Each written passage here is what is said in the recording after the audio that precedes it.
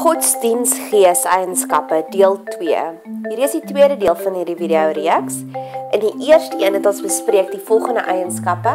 Hulle probeer altyd nuwe mense wat nuwe konsepte het stil te maak, dit sê sssst. En die tweede eienskappe is hulle hou nie daarvan as mense hulle op hulle foute uitwys nie, as mense met hulle raas nie. Die derde eienskap, hulle het hierdie filosofie van ek sal nie vir mense luister nie, maar net vir God. Indien die persoon gelowig is, sal hulle vir niemand anders luister nie, net vir God. Indien die persoon geestelik onvolwasse is, luister hulle werklik vir niemand anders nie. Probeer net alles op hulle eie reg te doen. Ek het onlangs met iemand wat nie baie geestelik is nie, te doen gehad wat 'n moeilike eksamen geskryf het. Een van my vriendinne is 'n spesialis op die vak.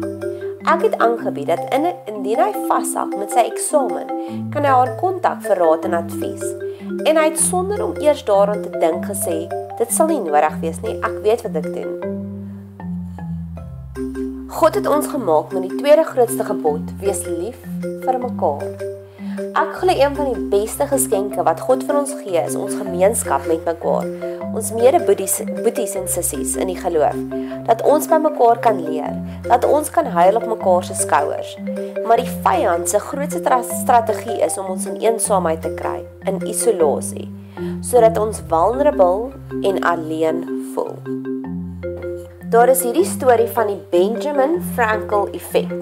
Hoe meer ons ander vir hulp vra en raad vra, hoe meer groei ons liefde wetenskaplik vir mekaar. Sodat daar's 'n natuurlike fontein wat God binne in ons geskep het, om vulnerable te wees voor mense, om te sê, help my. En dis wat hierdie gees van ons probeer roof en steel, daardie intieme kameraadskap. Kom ons bid eerstens vir onsself. Jy weet soos wanneer jy vlieg, sê die instruksies eers, jy moet jou suurstofmasker op jou eie gesig plaas. Indien jy al ooit seer gekry het deur om hulp vir iemand anders aan te bied, maar hulle wou dit nie aanvaar nie, bid dat God jou eina sal kom genees, dat jy sal nog steeds die reward of die beloning oes, ongeag van of hulle die hulp aanvaar het of nie.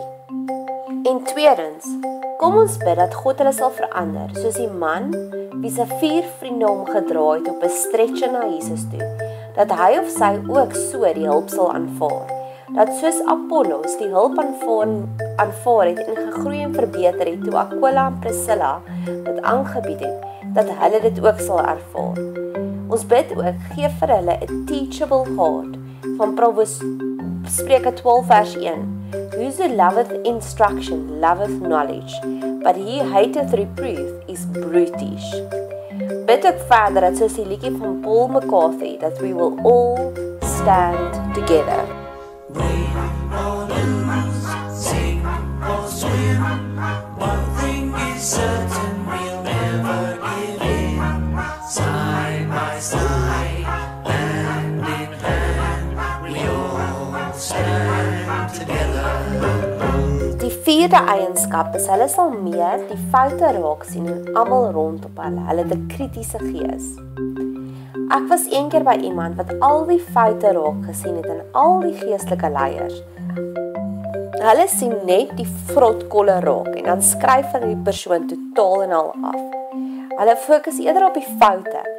Ek sê altyd, indien God ons perfek wou gehad het, sou hy ons perfek gemaak het. Net soos die liedjie van Paula Tones, we are only human after all. I'm not the type to pray except when I fall. I'm only human after all. I hope you can understand, I'm only human after all. I'm only human after all. I'm only human after all. Toe God 'n volk moes gekies het om sy eie persoonlike volk te maak, het hy nie die mees perfekte volk gesoek nie. Dit was 'n no-brainer. Tussen die magtige en invloedryke Egiptenare versus die versukkelende, agtergeblewene Israeliete slawe op daardie stadium. So eerstens, bid dat die persoon met die gees, dat hulle meer in die ware beeld van God sal stap, wat die onderdrukte raak sien, wat die persoon se potensiaal raak sien, in plaas van hulle eksterne foute. Love the sinner, but hate the sin. In wêreldse mense is dit mense wat werklik fout vind met almal rondom hulle. Hulle kan in detail beskryf wat se foute maak die persoon. Ek is seker jy ken ook sulke mense wat op 'n stadium wonder jy net by jouself, is daar ten minste een mens van wie jy hou wat jou goedkeuring wegdra? Bid vir God dat jou oë sal herstel word en dat die ander persoon se oë ook herstel sal word. Dat julle na almal rondom julle sal kyk met God se love goggles.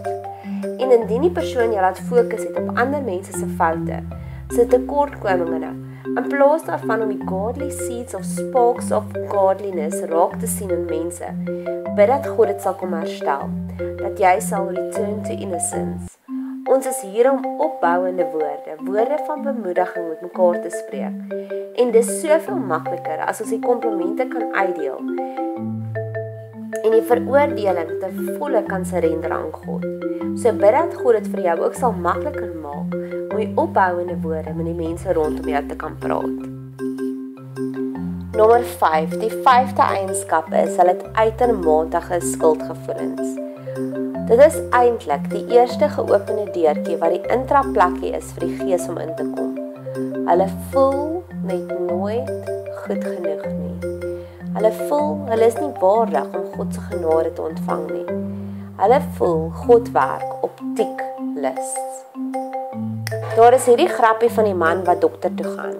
Dan druk die pasiënt met sy vinger op sy bors. Dan sê hy vir die dokter, dis seer. Dan op die been, dan sê hy, dis seer. En dan op sy arm, en dan sê hy, dis seer. Die dokter neem ekstra, hulle gee antibiotika, maar na 2 weke was die man weer terug in sy spreekkamer. Weer dieselfde, geen verbetering nie. Totdat die dokter besef, maar die man se vinger is gebreek. En dis hoe ek die skuldgevoelens sien.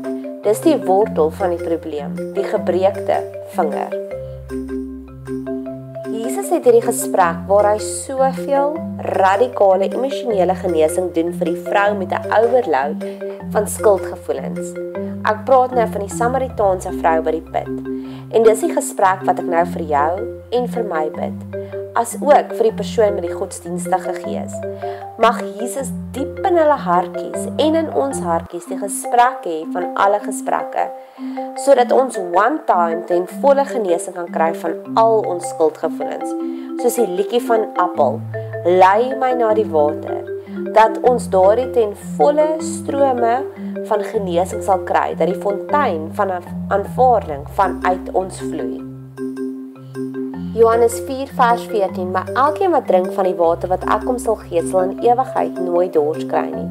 Maar die water wat ek hom sal gee, sal in hom word 'n fontein van water wat opspring tot in die ewige lewe.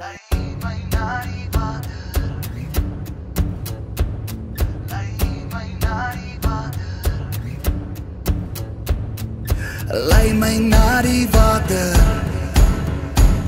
waar jy jou seer wegwas. Hoe balsem my wonde met die dou op die gras. Hoi, ek's Carla, ek's nie. Appel. Nee, dankie, ek het net geëet. Ek bedoel is my naam. Wys vir my die leemte waar ek in jou hart pas. Lei my na die water, waar jy jou seer wegvas. Hierdie is die einde van die tweede video. Die derde video sal binnekort volg. Maar ek wil net vandag recap oor die 5 eienskappe wat ons al reeds behandel het. Die eerste een was hulle sê, sst, wees stil. Hulle probeer ander mense stil te maak rondom hulle. Die tweede een, hulle hou nie daarvan as mense met hulle raas nie. Die derde een, hulle het die filosofie, hulle luister nie vir mense nie, maar net vir God. Die vierde een, hulle sien meer die foute raak in ander. En die 5de een is uitermate skuldgevoelens. Die volgende video sal binnekort volg.